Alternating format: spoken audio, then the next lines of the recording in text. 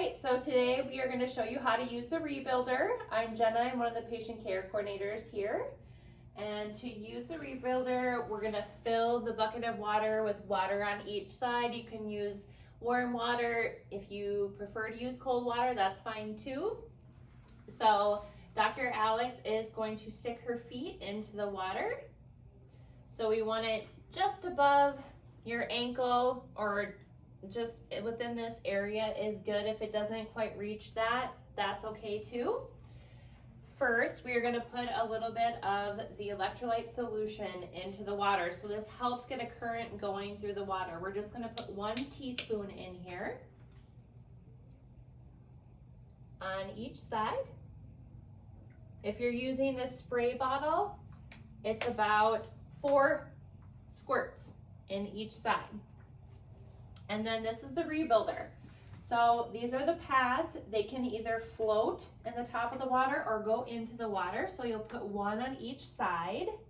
And it does not matter if they touch your feet. It's not going to hurt you if it does, and it's not going to be less powerful if it does not touch your feet. So right now it's not touching her feet.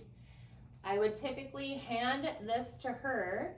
So once we turn it on, you'll see the green light flashing. And then as she turns it up, it's going to create more voltage, but it's not increasing the treatment hertz, which is going through.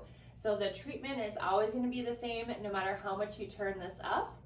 The more you turn it up, the more you're going to feel it. So for people with neuropathy, it may take them a bit to feel it. So I'm going to hand this to her so she can control and know when she's going to start feeling it. So you'll turn it up just to the point where you can feel it and feel like the little pulses in your muscles. You might feel it in the back of your calves, but not so that it's uncomfortable.